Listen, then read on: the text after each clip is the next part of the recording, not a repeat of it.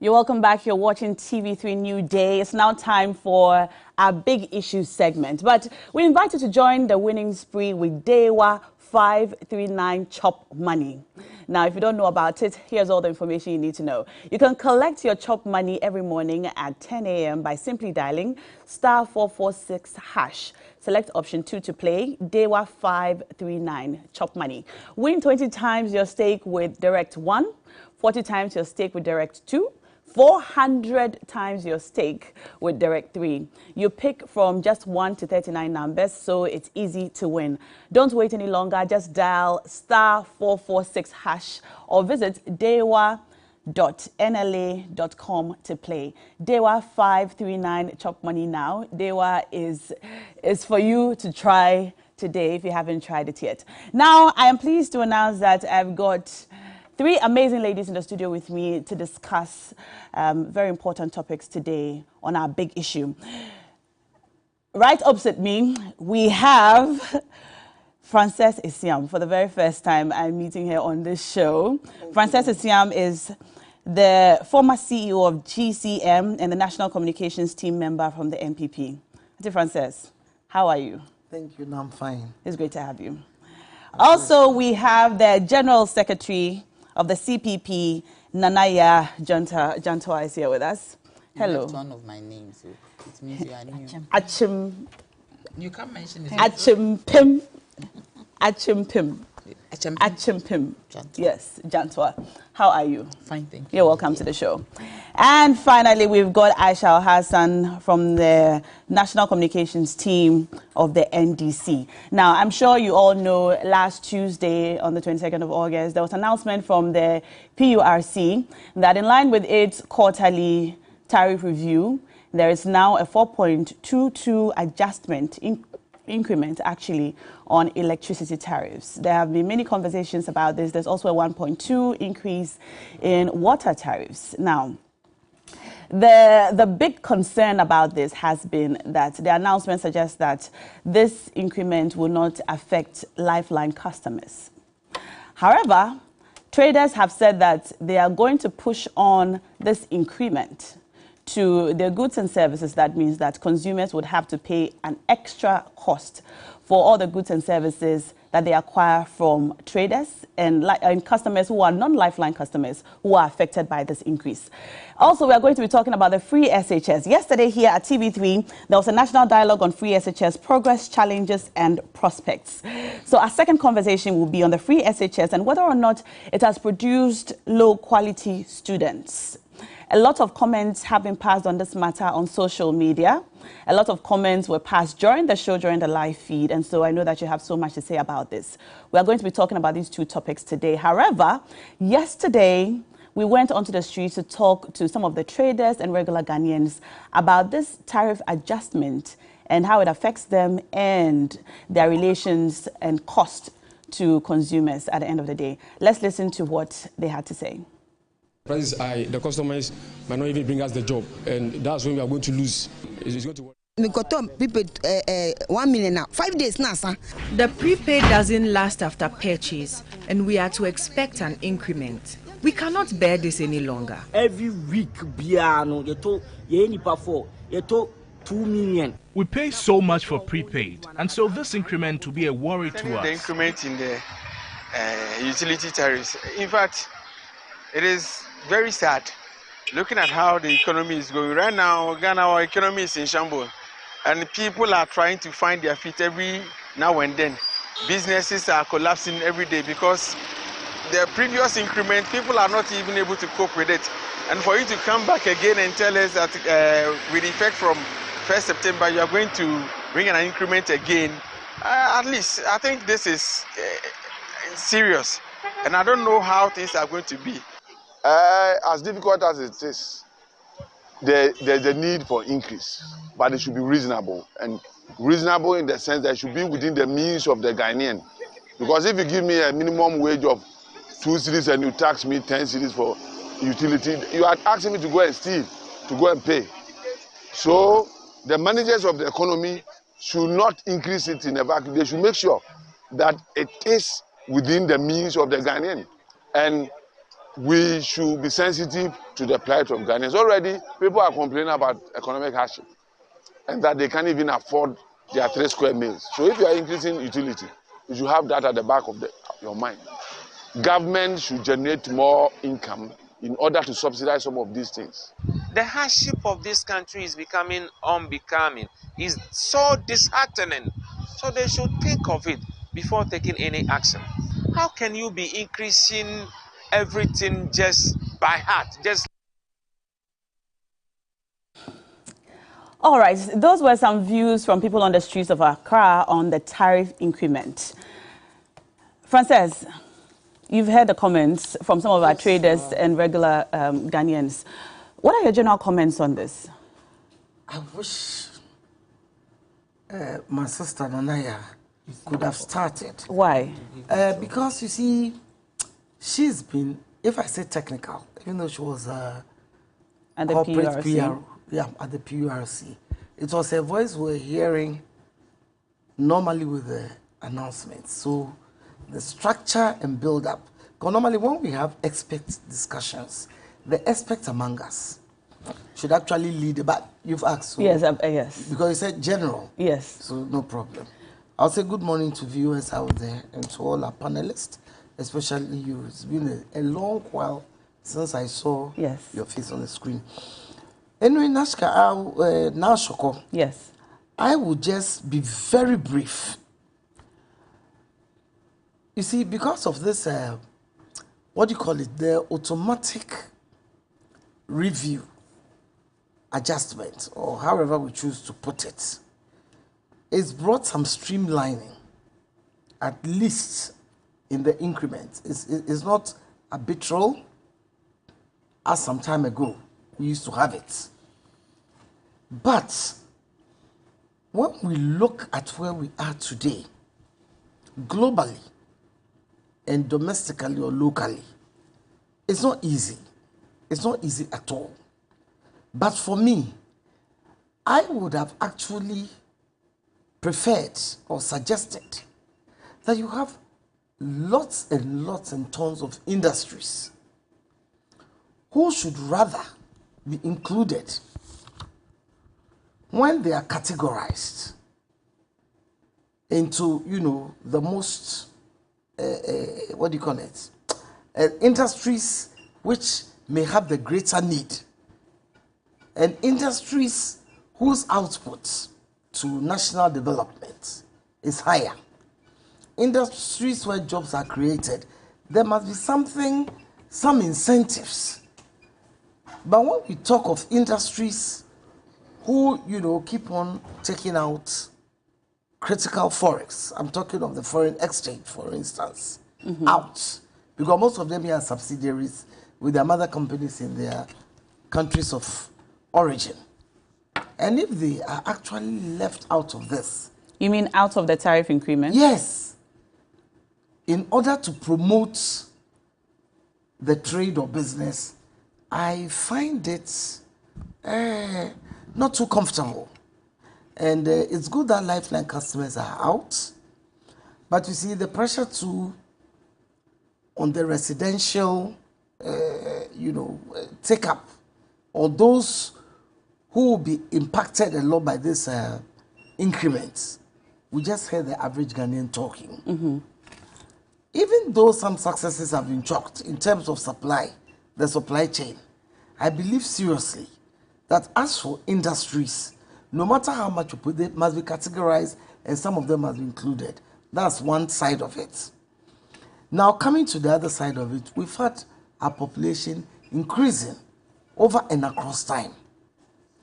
And the impact on the system itself, it's put the whole system under pressure. I'm talking of the the energy sector, in terms of the power sector. You see, it's put the whole power sector under pressure. In so much as government has done so much over time, we've seen GridCo, we've seen the gradual decentralization. We've seen GridCo. We've seen clear rules for ECG and others. But the impact of the population means that more will have to be spent in getting, let's say, retooling of equipment, expansion, and so on and so forth. And even though I think our electricity has time to be corrected, supply system has increased to, I think, some 80% or 80% plus. Yes, in recent times, which is good. The basic thing is that what of the 20% also left, they must also come on the national grid. So all these things need money. And again, in so much as ECG tries to make sure that there's a balance, or the PURC, you'll find out that for the illegal people who connect illegally, meaning they're cheating the rest of us, because if everybody was to pay as it is, look at the amount that will be in the coffers of ECG. And let's say ECG owes Ghana Gas, ECG owes VRA, ECG owes the IPPs and so on. So if everybody who is supposed to be in the pay brackets of ECG pays up, especially government, because the biggest, the biggest entity owing ECG is government. And then the illegality, yes, ECG has tried to bring it down over and across time, but they cannot do it by themselves. You see, PURC is a regulatory body. So when the institution goes to them, whether electricity, water, I'm talking of the utility institutions, okay, what you realize is that they try to put in the balance, but at the end of the day, whether we like it or not, some adjustments will be made. At times, it cannot be some piecemeal thing. And at times, we think it is a bit too high. But let's look at the reverse. Do we need the power to continue with our day-to-day activity? Or do we stay in our comfort zone? Or should it be static or very minimal, where then we'll have attendant problems? Because if the power is not on, the tariffs too are not on or are minimal. Then now you see, how are we diversifying our sources of energy? Apart from hydro and thermal, nuclear has not gone beyond the primary stage of, let's say, policy formulation, the actualization, the implementation, or the process towards achieving nuclear. We have so much sunshine all year round. Yes, we do. How we tap into it? Look, I was shocked in India, in the UK, in Glasgow. When you are on the train going, look at the number of windmills. Windmills, and all it's what is creating or giving energy. Yes, but you're in power now. I'm coming. Let me just ask. I'm glad you mentioned that. So, you know, we have a lot of sunshine, rainfall, etc. Why is the government not tapping into this? What is the government doing about this? That's what I'm saying. You know, we have the nuclear, they've added it to the sectors in the energy sector. As we talk, it's already been there. But I think we have this atomic energy and so, but right now, I think a nuclear, there's a whole institution and a board just to see to the acceleration of the nuclear energy program. That program has been there after it was instituted by Dr. Kwame Nkrumah of blessed memory. But there was a promise for the presidency to run on solar energy, if I remember correctly. You see, solar energy. Why is that not happening now? And I'm saying that solar energy has been piloted over and across time. And you know that the investment in there is not easy at all.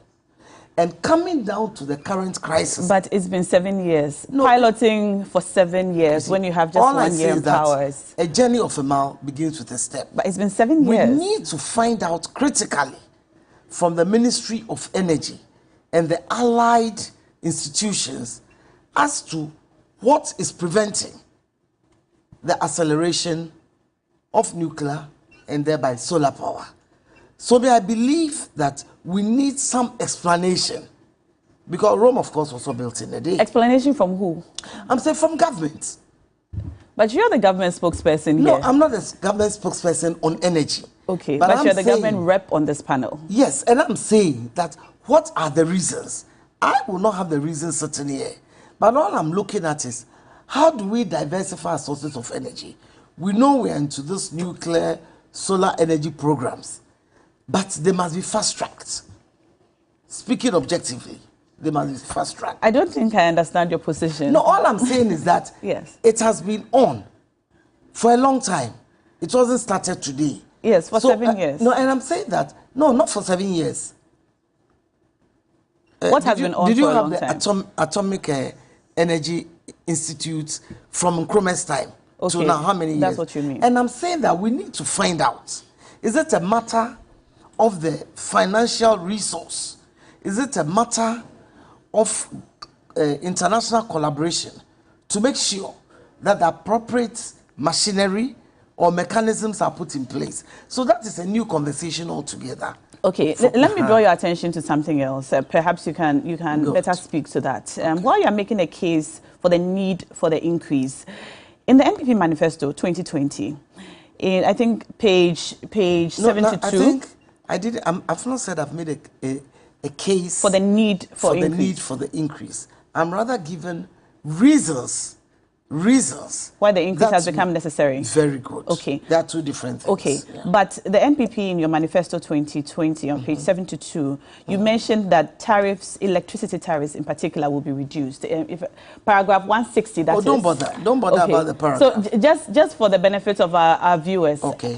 Reduce taxes on electricity to household and industry. So the promise is our government is the first in the history of the Fourth Republic to have reduced electricity tariffs in cumulative terms minus 11%, compared to a cumulative increase of plus 265% under the Mahama-led NDC government. But since you came into power, ma'am, we have seen a steady increase, a quarterly review and steady increase.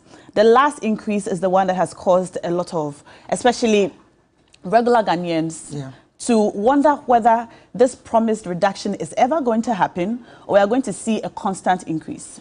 Why are you not able to fulfill this promise? Let me quote President Kufuor, former President Kufuor, on coming into government, on the number of ministers.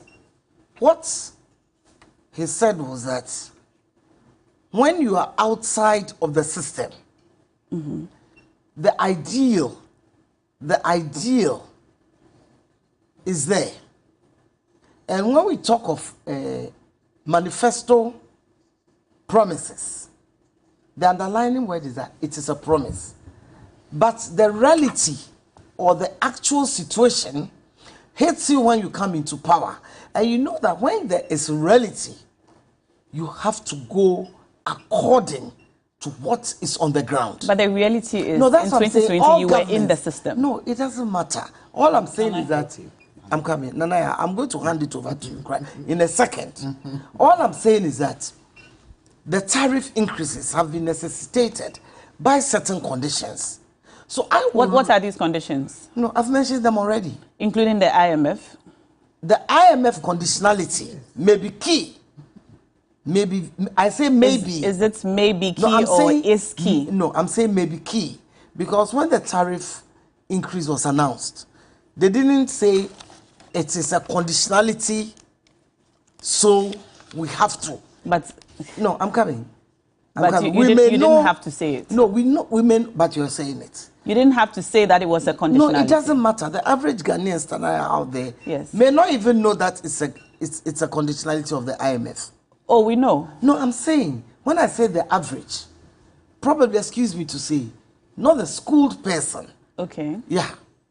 Or the person who cares to know. That's why I'm saying that the IMF conditionality may be a key factor, meaning government may not have gone to this extent. It may have been lower had it not been for the IMF. But I'm also looking at the reality of the situation. How many IMFs haven't we gone through? 18.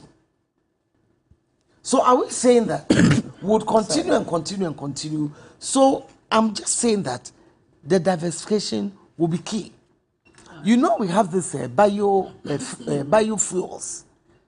When you go to some of the industries, some people do what? Create some source of electricity so that these things don't impact on them too much. Okay, let me just wind up finally in one sentence. The government has cogent reasons, or the PURC, as an appendage of government, as an advisor to government on these tariffs, as it deals with the institutions, has cogent reasons for our automatic adjustment reviews and for these reviews. But whatever it is, as citizens, as governments, I would actually recommend that PURC can look at it. If indeed it's better to have the power on, in spite of the increase, Ghanaians can judge. Or if the power should be off, like in times when I'm talking of I think you've made your point. Yes. Yeah, we've made your point. I'll give you more time to talk in a moment. But let's hear from others. I don't even want to go back to this. Let's hear from others. Let's talk to Aisha. Aisha, what are your thoughts on this? General remarks on the increase and what traders are saying now, that they are going to be passing on the cost to customers. Good morning once again, Shoko. You know, there's whole energy issue we are discussing, a utility issue, especially with the electricity. It started from when the legacy debt, plans were made for the legacy debt to be paid through the introduction of ESLA by Parliament. What did this government do? When they came to power, they decided to take loans using the ESLA as collateral, leaving the debt hanging as we speak. So this whole problem we are facing today stems from the fact that the ESLA levy that we were supposed to take to recover the energy sector debt has been collateralized by this government. And the monies, till date, they can't even tell us what they've used the money for. However, it could have still been avoidable if the MPP had heeded to calls from the minority. You remember a year or two back, Isaac Adongo, Honorable Atuforsen were all over cautioning this government to seek IMF bail. Remember, it was all because they realized we were heading into a ditch. They realized our problem was going to compound if we don't take drastic measures. So if after squandering the loan you took using ESLA as a collateral, there is a debt and situation is getting worse, and you are being advised to head to the IMF, what do? You run there. But they made all the excuses. They have the men, they don't have to go to the IMF, they don't have to seek support from anywhere, they can do it on their own. They threw caution. Just like that. And today, we are suffering for the debt that has been compounded. This debt was supposed to end just, I think, 2 years after after John Mahama left office. It was supposed to end. However, they came and extended it. They came, extended it, and even used it as a collateral. They've squandered the proceeds of ESLA today, and we are now going to suffer the consequences. So today, we are being asked to pay for tariff increments that we are already paying for through ESLA. You see, she was saying it may be an IMF conditionality. It may not be it is an IMF conditionality, actually.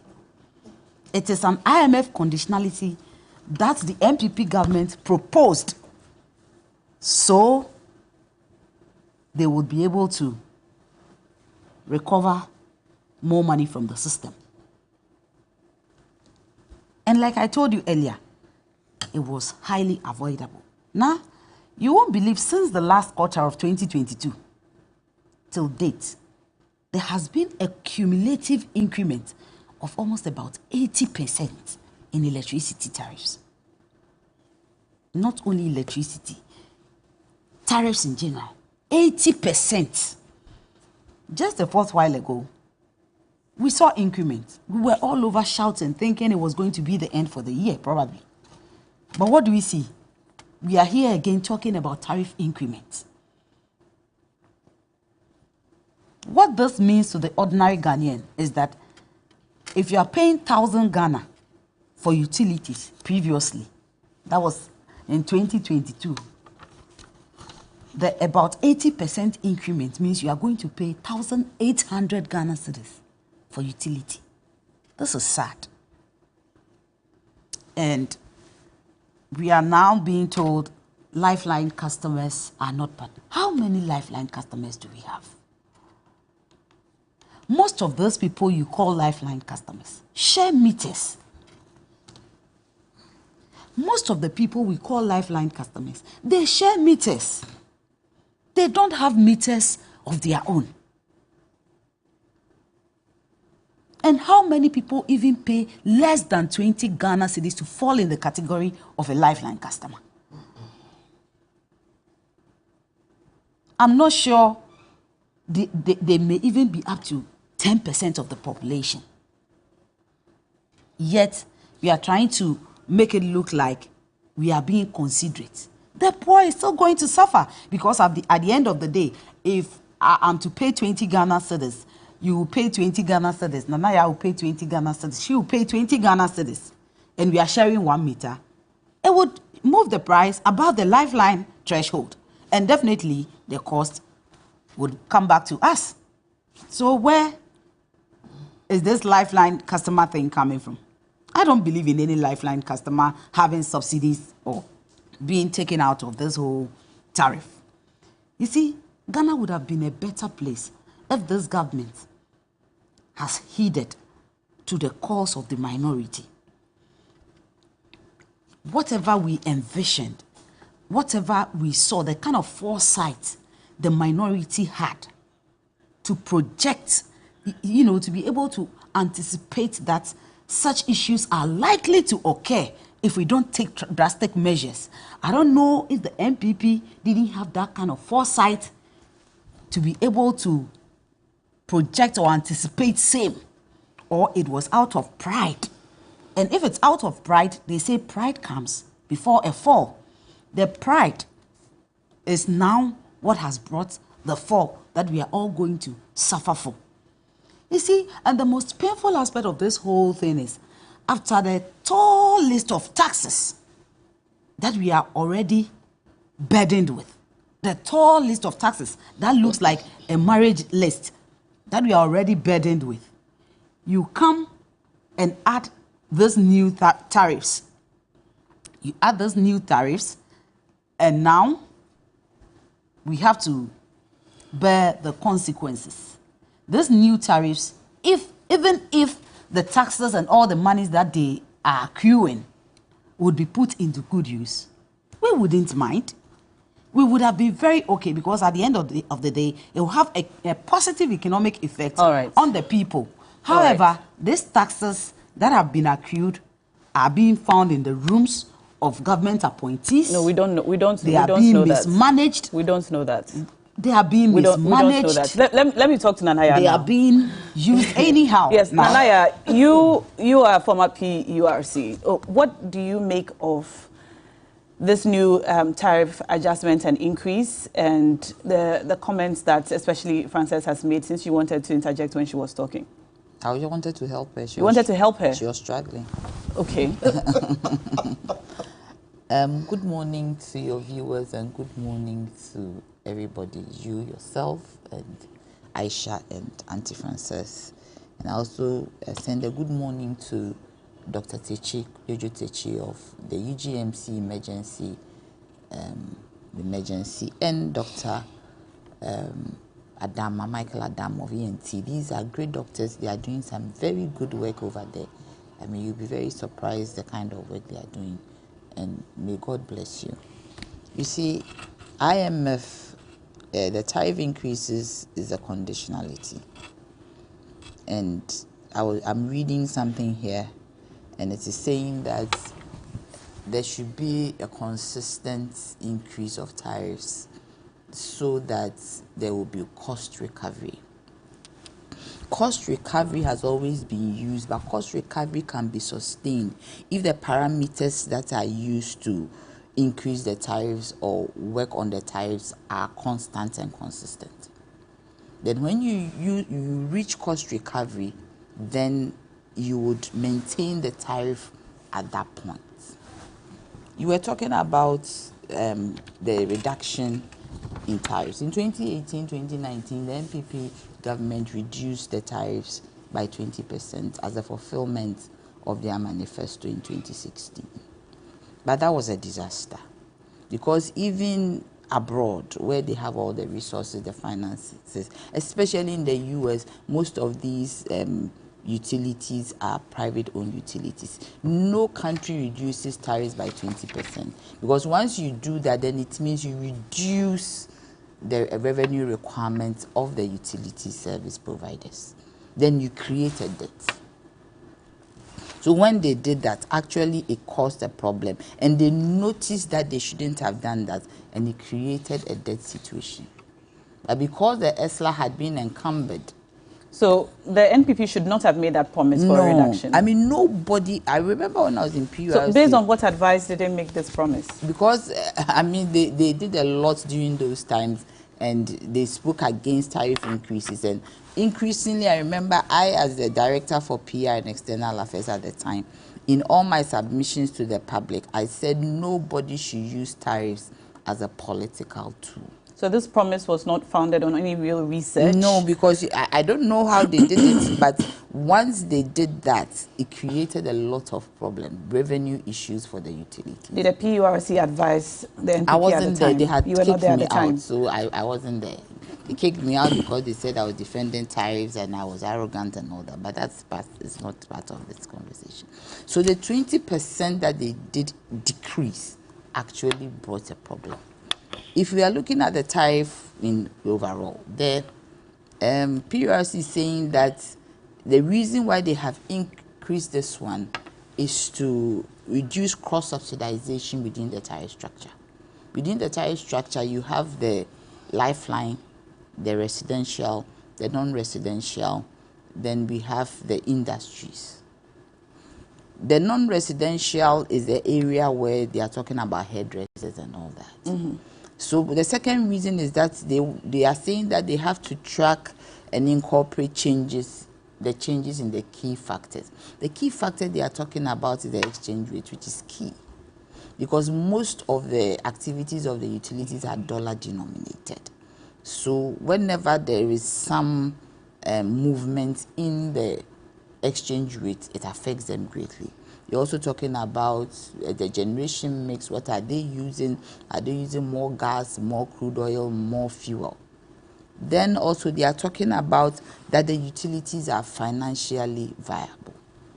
My issue here is that in 2022, there was a major tariff review.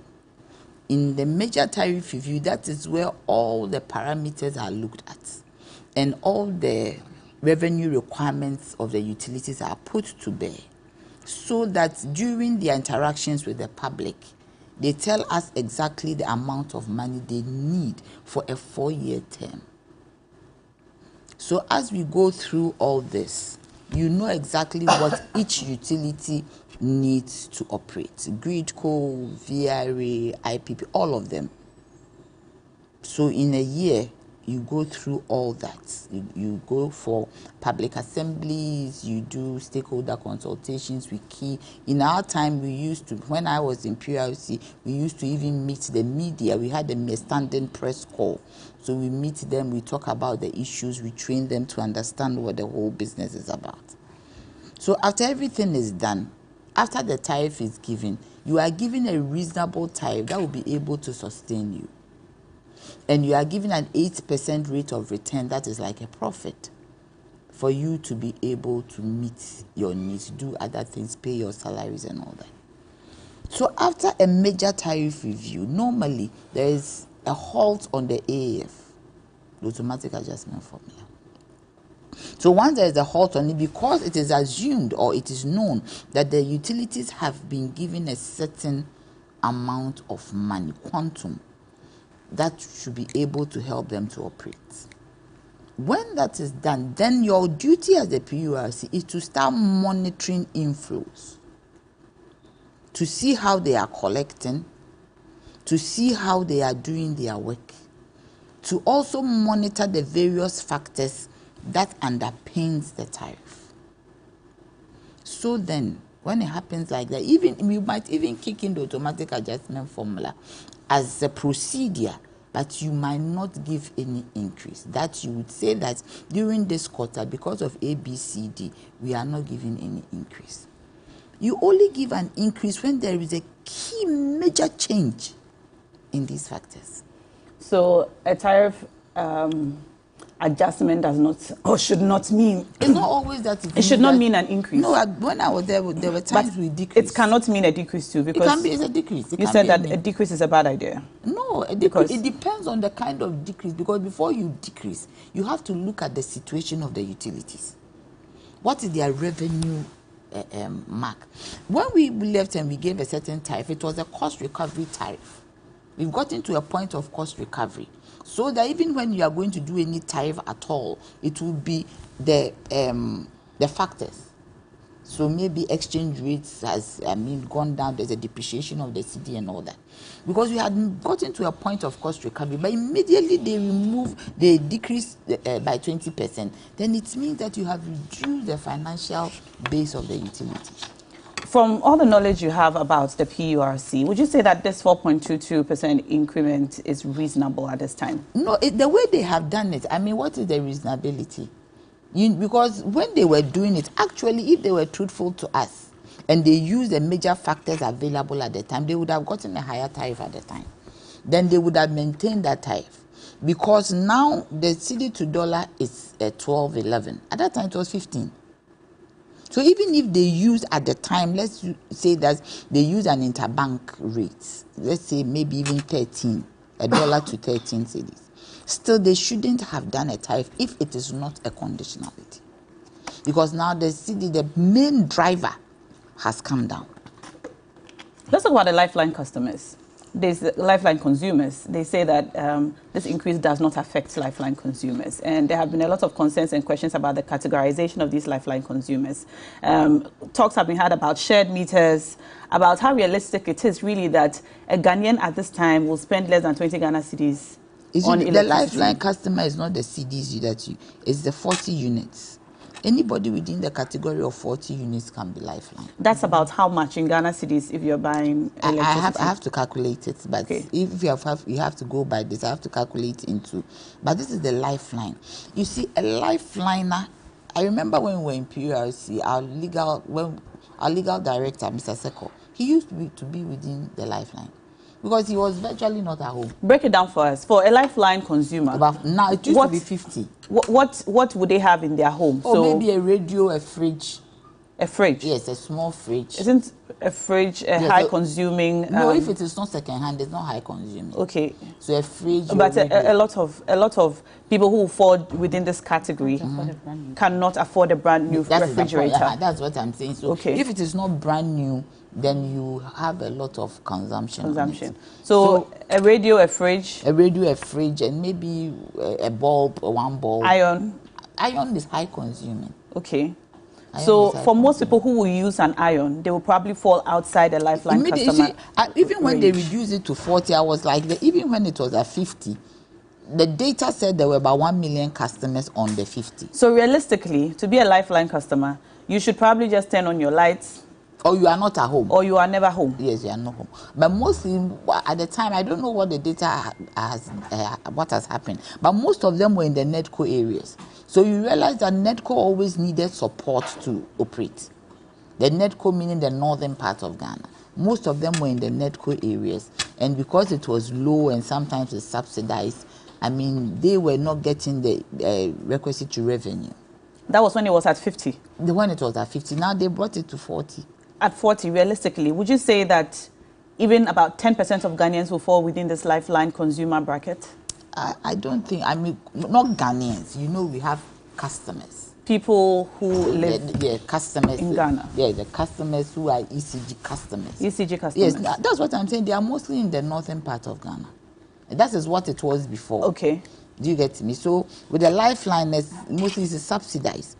But the point is that we were even talking about, I mean, the traders saying they will pass on. What are they going to pass on? Traders are not part of this increase. So what are they going to pass on? If they fall outside the Lifeline consumer bracket? No, but their work is exempted. Yes, I mean, they say that salons and tailoring shops and barbering shops are exempt. But if their consumption is above the prescription given? No, don't mix the two. Residential customers are being charged a tariff because they are saying they want to improve cross-subsidization within the tariff. People at the higher brackets of the tariff, the industrial customers, normally pay more to subsidize residential. But if you are a tailor or a hairdresser in a residential area, you are going to be affected by so you are not, this. so if you are in a residential area, you are not supposed to use a residential meter. You are supposed to use a commercial meter for categorization. Absolutely.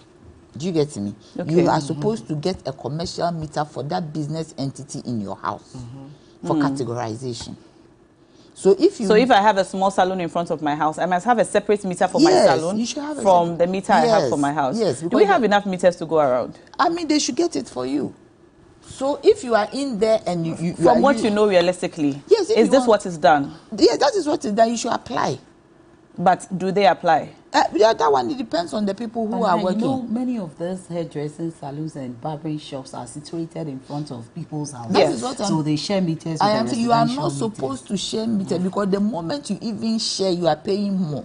For instance, if your household uses about 200 units, you fall within the residential class. But immediately you share a meter, you can jump to 600 plus, and your tariff will be higher. So it is always better to separate meters. That is why we are always advocating that the compound houses should be given a meter per room. Do we have enough meters to go around? No, half of meters ECG should make a budget. When you were with the PURC, did you know this? Yes, we did. Yes. There were enough meters to go around for a compound house. Everybody gets their own meter. They were supposed to. They even started a pilot. But you see, today I can say it. I've left PURC how many years? There is a code that you don't have to break. I think I've left PURC 6 years, I can say it. Because the moment you separate that meter, your revenue will reduce. Do you know why? Because then everybody is consuming according to what they have used. And they are paying for that. But once it's a one bulk meter, immediately you go into a higher tariff bracket. And that higher tariff bracket has a higher tariff. So the utility will get more money. So they are very reluctant to break it down. But typically, every compound, and also the landlords should wire the houses to that effect. Most houses that we have were not constructed to be a compound house. Sometimes it's a family house. The father or the mother dies, they leave it to the kids. The kids also go and do their own thing. My father's house in Kumasi is 15 bedrooms. My father is gone. My mother is 93. We are all living in Accra. When we go to Kumasi, we live there. So if at a point, mommy also dies and the house is there, and we decide that we are going to rent it out, to individuals. That house is not wired for separate metering.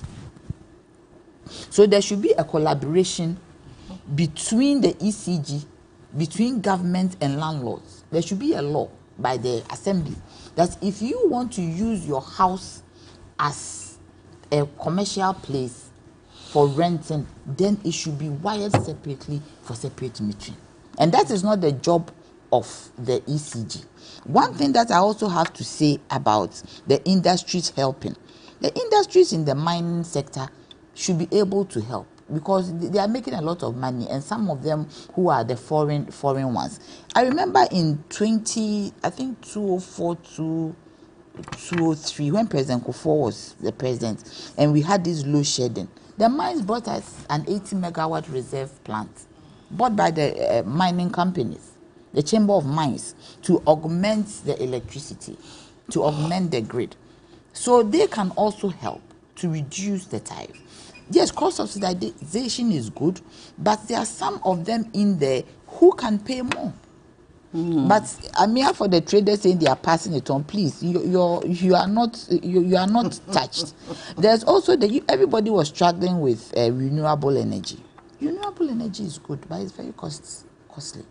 That's what I was telling you. You see the sunlight, there are a lot of intermittency in the sun. Intermittency because at a point like this period that we are in, let's assume that we have on the grid solar. You will not get the energy you need because today is raining, tomorrow there is sun.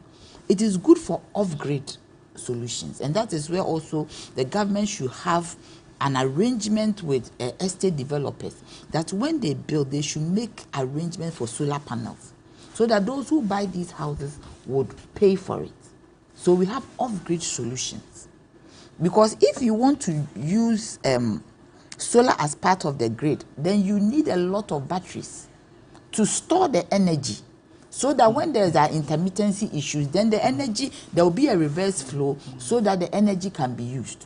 Okay. And it is not cheap. Auntie Frances talked about wind.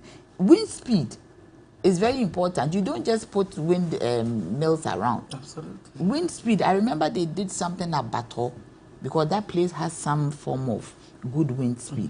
I mean, when you are doing renewable energy, you need to do a lot of work.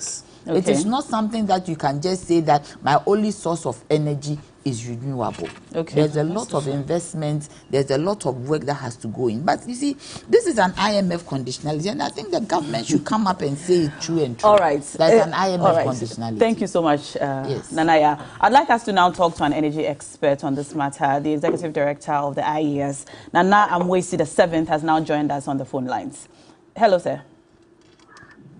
Hello, Nashako. Good morning to you. Good morning. You're welcome to the show. There's a 4.2 increase in electricity tariffs for non-lifeline consumers. Is this a step in the right direction at this time? Well, first, Nashako, I want to know the factor that induced that. What really influenced that adjustment? That's very important because if you realize the energy mix was maintained as it was in the second quarter, roughly about 29% for hydro and close to 71% for thermal. So it means that there's not been any change.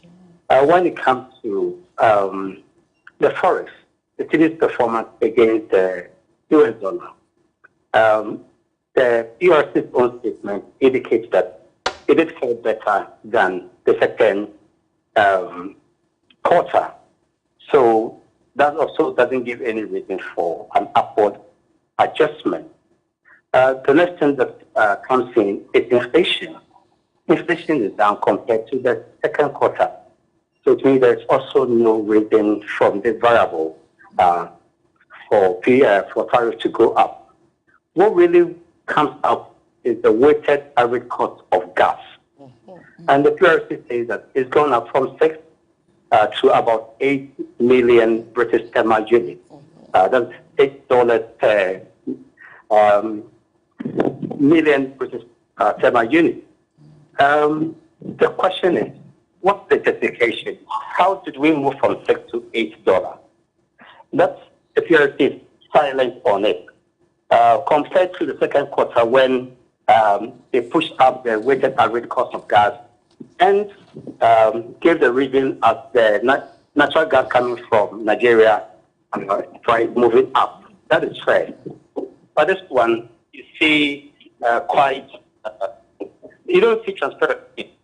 You don't give the reason what really moved the gas prices up. That's the first question. If they're able to clear this and we can substantiate that, then of course we say that any adjustment in price is justified. Now, kind of opacity we have around the weighted average cost of gas, doesn't really bring comfort to civil society organizations. All right. All right. Thank you so much, Nana Amoechi. I'm sorry. Nana Anamwasechi, I beg your pardon. The biggest concern for a lot of consumers is the categorization of lifeline customers or lifeline consumers. In your opinion, this categorization apparently means that people who fall within a certain consumption bracket are not affected by this increase. However, the reality on the ground suggests that a lot of Ghanaians who should fall within this bracket share meters. And because they share meters, the tariff automatically goes up, because if one person were to pay 20 Ghana cedis and he lives in a compound house with 5 other people, that makes it 100 Ghana cedis and takes them outside the bracket of who lifeline consumers are. Do you think that this categorization is fair? Is there another way it can be done so that the ordinary Ghanaian who is supposed to be served by this subsidy or reduction is actually served by it? Let me clarify. The name is Nana Amoechi VII. That's the first thing. You were asking about lifeline consumers and the impact of the tariff on them. Yes, the PRC say that ECG captures almost 700,000 people within that bracket. But as you indicated, many of these people can barely own a house, so they rent, and many of them can be found in compound houses. And you have a group of people using 1 meter. And so the consumption will shoot up far above the 30 kV or kilowatt hour that is given to them as a form of relief. And so many of these people don't enjoy that benefit within the lifeline customers. And because they fall outside it because of the way they come together and use 1 meter or use 1 line. Maybe it is time the PRC recategorize the lifeline consumers so that the benefit that need to inure to them will be really reflected. But for now, our suspicion is that many Ghanaians will not benefit from the lifeline range because they don't even exist and they don't live within that bracket. They don't exist. Yes, because how many people, how many Ghanaians can own a meter and say that I'm taking a meter and I'm just going to use 4 bulbs, a television, a radio, and a fan, so that I don't consume beyond the lifeline bracket. How many Ghanaians can own a meter? And so you get people, coming around 1 meter, and at the end you see that the month consumption goes beyond the lifeline bracket. And so they don't enjoy it, although they are poor, as we categorize them. All right. So the categorization needs to be reconsidered, because in reality, these lifeline customers would not exist because of shared meters and so on. Thank you so much for joining us on the phone and for giving us those insights. I've been talking to the Executive Director of the IES, Nana Amoechi VII. Thank you for joining us. So, please, can I make a correction? Yes, you can. 40 units, it doesn't mean that they all live in compound houses. Is this 40 units of 40 kilowatts? 40 units of electricity. Okay, what's that in kilowatts? I don't have it. Okay, because he talked about kilowatts. But whatever it is, I am saying that it's 40 units per person. It doesn't mean they are in compound houses. There are people in compound houses who have air conditioners in their rooms. Yeah. Do you understand? Because I've walked through compound houses where people have air conditioners. It does not mean categorically that those people are in compound houses. They might be in places where they don't use much electricity. As I said, most of them, according to data, are in the NEDCO areas. Do you understand? So we should not say because they are in compound houses, they use... I can even be in my house and I'll be a lifeliner. Because I don't need I might not even be leaving them most of the time. Maybe I'm traveling, I'm a consultant, I come in, I'm going. I can still be within this 40 kilowatt hours. Okay. Do you get me? This is a 40 units, there's 40 kilowatt hours. I can be in that category. Okay. Do you understand me? So we shouldn't say that it is because the people are living in compound houses. I get you. And the rewiring of these houses is key. It is not the responsibility of ECG to rewire houses, compound houses. But it's the responsibility of ECG to educate, to educate landlords on rewiring. Energy Commission. Of the Energy Commission. Because I was there, we had a lot of stakeholder meetings with the landlords. Yes. And they found it very difficult to even spend money because they are making money out of the electricity that is being consumed by the tenants. That is the truth. They are making money out of it because they don't even show them the bills. We had a lot of stakeholder meetings. They will just write there how much they think they have to pay and give it to them. Because they need, it's a two-way, they need to rewire for ECG to provide meters. All right. Thank you for that point. Frances? Well, anyway, briefly, I'm not an energy expert when it comes to power. I would quickly just maybe one or two briefly rebuttals. You know, I talked about diversification. Diversification. Yes, she's also mentioned it. You questioned about, you threw a question on nuclear solar. You know, I indicated that these things are expensive. Yes, you did. Windmills, we've had the education.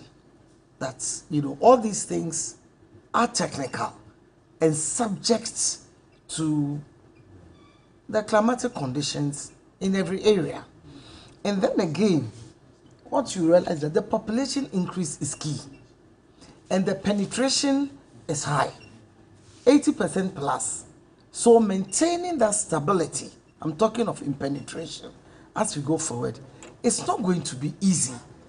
So as for cost sharing, we all have to impute into it. Okay. And you know, as for tariff, taxes, the increases and so on, we do not politicize them because you look at the situation on the ground.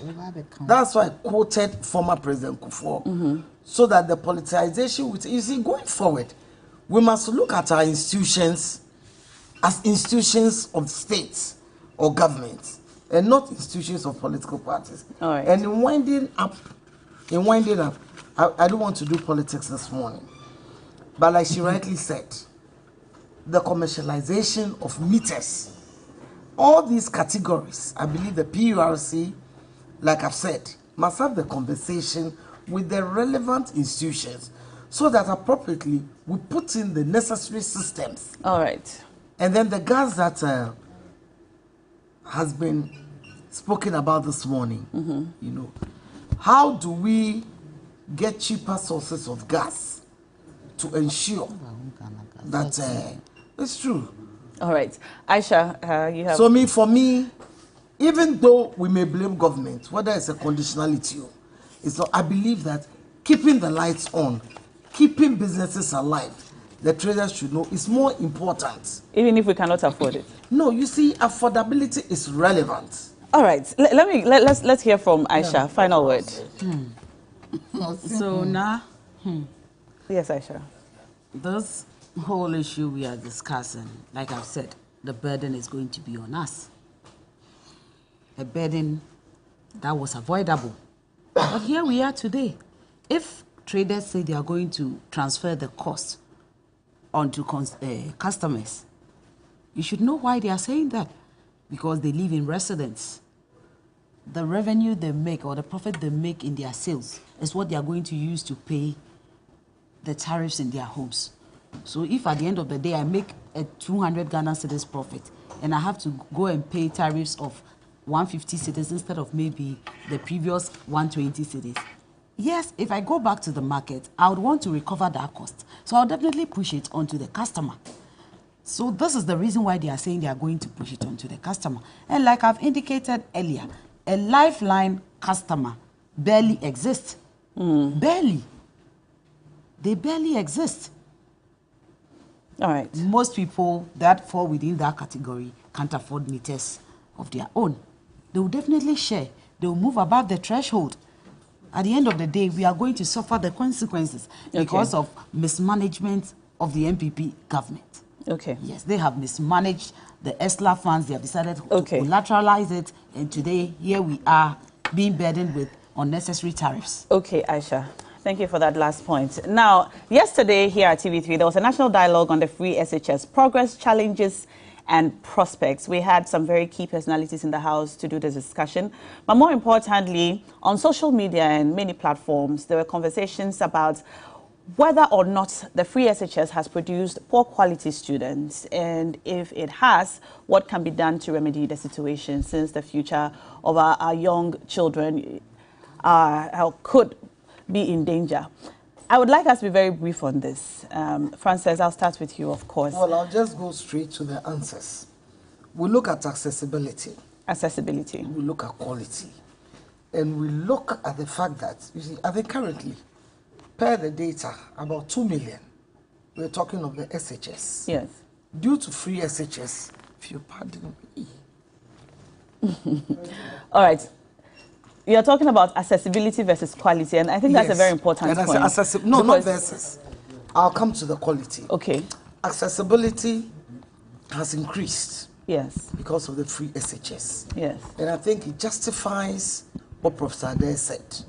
And the concerns raised by the NAT, answers have been given that whose child should remain at home.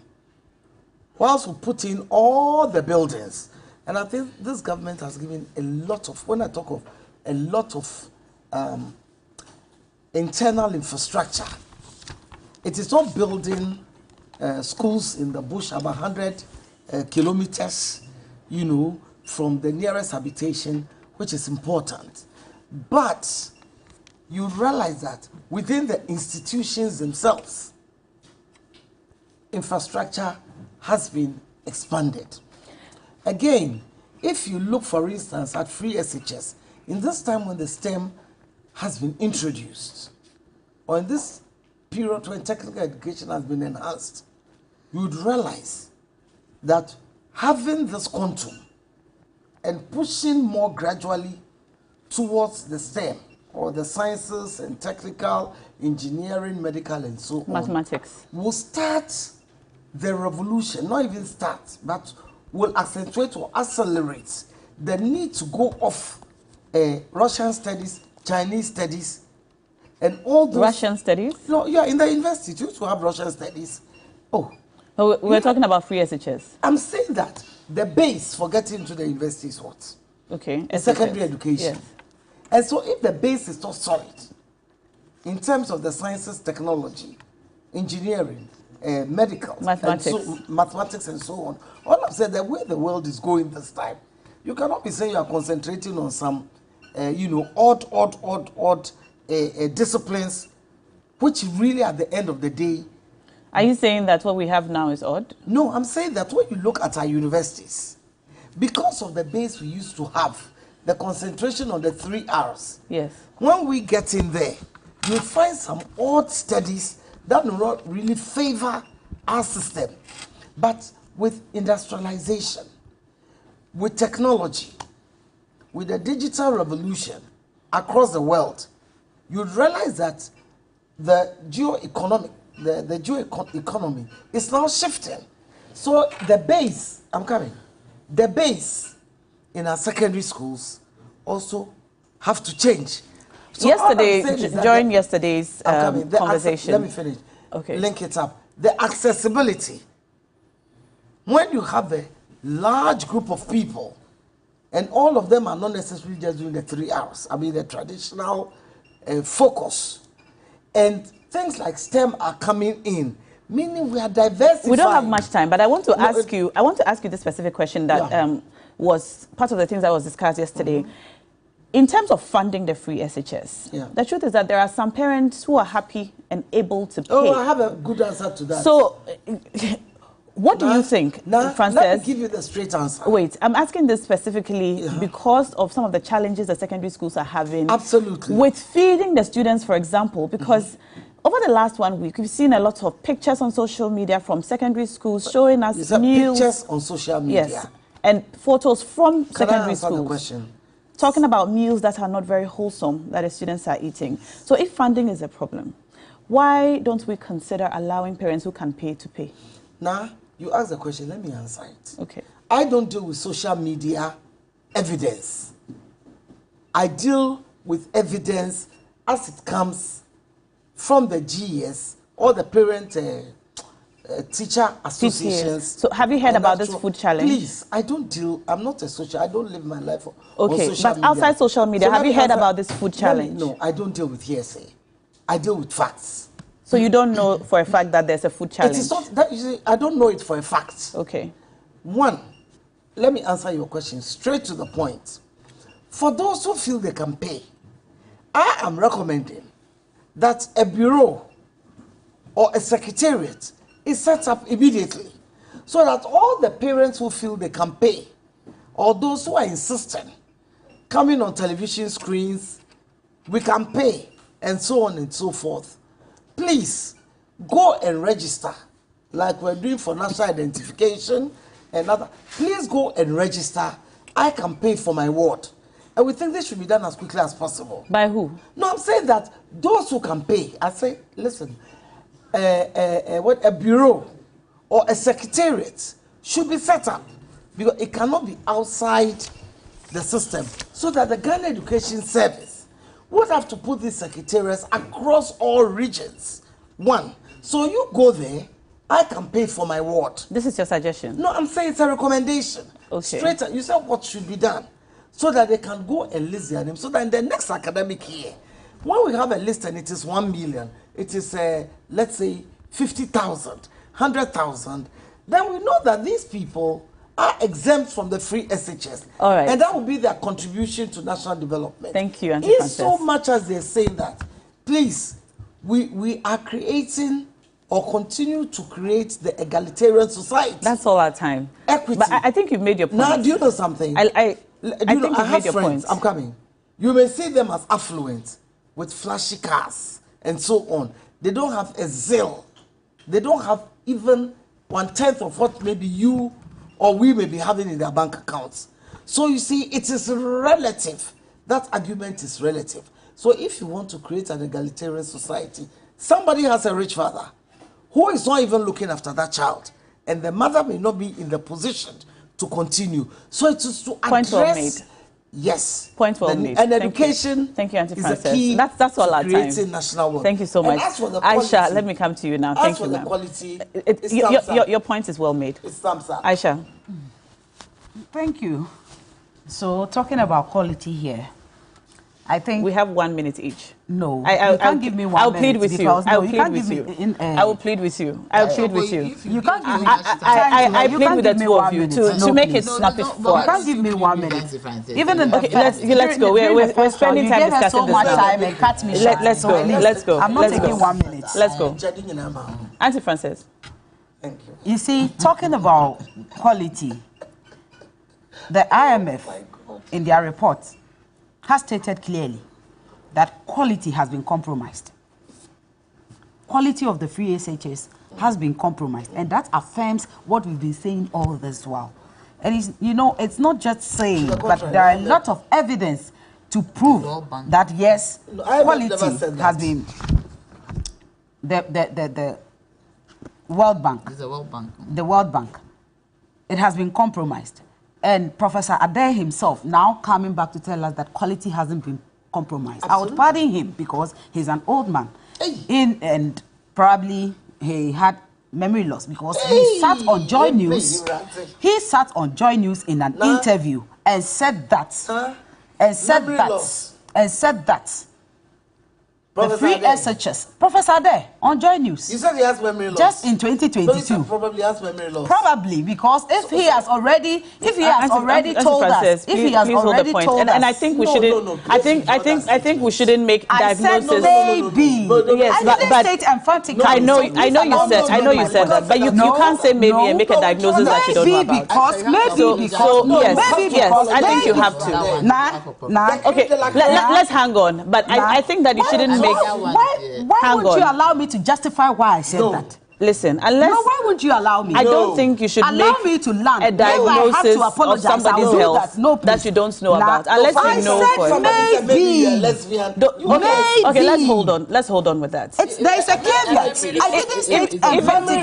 Hang on, I said that because he had gone on. Aisha, I need us to address this before you go on. No. You can say maybe and say something derogatory. That does not make it or prevent it from being derogatory. So I don't think you should say that. Yeah, I think you can make your point without saying that. Amnesia is a disease. Because it says derogatory. Amnesia is a disease. Yeah. All right. Now, yes, please. I withdraw. Yes, thank you. But as I said, he had already gone to Joy News to say that the free SHS should be reviewed and that the money being invested in the free SHS, which is about 7.5 billion every year, should be used to complete the community day schools, to improve quality. What did he mean by that? It means quality has been compromised. So today, if Professor Ade comes back to tell us that quality hasn't been compromised, then he's just trying to please the system. And whatever he said today is conflicting with what he has said previously. That is the reason why I said what I said. And again, you see, this whole free SHS today has been what it is today because government failed to accept that it is failing. It is failing in the implementation of the free SHS. We had CHAS members, headmasters of schools, being hounded, being transferred just because they were speaking to the problems they were facing in the schools. The school feeding became an issue. They were not getting what they had to get. Look, a typical example is Koforidua sector. Here, right here, I watch it on TV3 with Belamundi. Koforidua sector students were not having lights because government could not pay for the electricity they were enjoying. Their septic tank had got broken. They had to attend nature's call in the bush. They had to move out of the school, sit under the street lights with their desks to be able to learn. These are the things that affected the quality of the free SHS. Aside from that, it is also evident that in 2021, we saw the worst examination malpractice ever in the history of Ghana's education system. The worst ever. Where about only 50% of the students, despite all the examination malpractices, had from A1 to C6. This clearly tells us that quality has been compromised. If the World Bank says that quality has been compromised, there are reasons and there are evidence to that effect. Whatever we see on social media, whatever we come here and discuss, whatever the parents are feeling is what it is. That's why headmasters are being hounded, so they would keep mute. All right, Aisha. And here we are with the problem. Thank you so much. All right, Nanaya Ajantoa. The legacy-free SHS. Nanaya Ajantoa. Auntie Frances, please desist from making any further comments. I'm just saying the best policy. Auntie Frances, I bid you to speak. I forbid you to speak. Nanaya. I'll put duct tape on you. Nanaya, on to your points, please. Next time, don't bring him with me. I'm very free to you see, free SHS is a good policy everybody likes. For me, where I'm coming from as a CPP person, it started with our government, Osagyefo, Dr. Kwame Nkrumah, Dr. Liman and all that. But you see, there are factors that will make one remain at home. And these are factors that we don't look at. The inability to pay fees, not doing well in school. You see, one of the issues regarding free SHS, now you have people getting aggregate 38 going to secondary schools. And they are proud to talk about it. In our time, and even before free SHS, you cannot take 38 to any secondary school. Way. Do you get me? So, I mean, all these things, and even accessibility in terms of geographical location. And it is linked to doing well. Because in those days, somebody like Honorable Osafo Malfo said that he was in Achimewisa and he came to Achimota School. There were people in Kumasi who went to Wesley Girls High School, Holy Child. It's far, Cape Coast, Ashanti region. But because they did well at school, they went to some of these top schools. So it is so many factors that will come together to ensure quality. We are also looking at quality even at the lower levels. It runs through quality from the lower level to the SHS to the university. Generally, we have an issue with the quality of education in Ghana. And if you have worked with some of the students who have come through these free SHS and through the universities, even a common memo, and most of the young ones, even when they write WhatsApp English. THIS, they will spell it DIS. This. I see. Do you understand? So all these factors, I think that the free SHS has to be And the reviewed. university lecturers have already all right. come out It to is start talking. it is a good program. That's talking. Auntie Frances, the two of you should let me finish. Thank you, everybody. Let me conclude. Nanaya, you The have free 30 seconds SHS to conclude. You haven't been Please. nice to me. I am sorry. The free SHS That's all our time. has to be reviewed. There's no doubt about Okay, that. it should be reviewed. Yes, it should be reviewed. All right. Thank you so much. Who can pay should be made to pay. President and Prime Minister in Paris of the Republic of Ghana. Okay, all right. Thank you so much, ladies. Thank you so much, ladies. Ladies, thank you. All right, ladies. Please let us comport ourselves. All right. You're watching TV3 New Day. I've been talking to Frances Isiamananaya, Achimpim Jantwa, and Aisha Al Hassan. When we come back, we're going to be enjoying some very great music. VGMA Songwriter of the Year is in the house. Best Male Performer is in the house. We have some sports, and then we'll also see our baby who needs our help. Please stay tuned.